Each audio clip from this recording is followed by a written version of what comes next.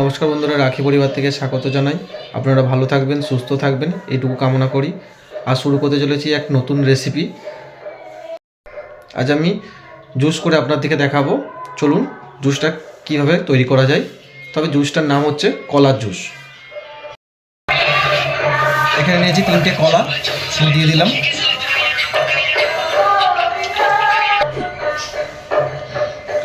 কিছুটা পরিমাণে এতে দুধ দেব।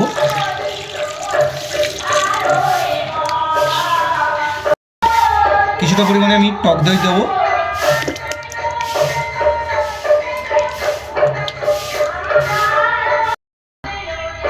অল্প পরিমাণে আমি কাজু এতে দিয়ে দেব। অল্প পরিমাণে আমি চিনি কিছুটা এতে অ্যাড করে দেব।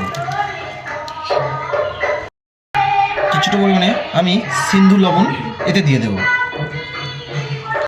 আমার সব উপকরণ দিয়ে দিয়েছি। এবার আমি এটাকে ভালোভাবে মিক্স করে নেব।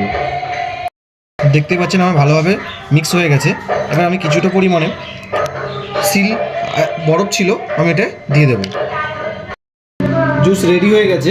আমি এবার গ্লাসের মধ্যে জুসটা ঢেলে দেবো।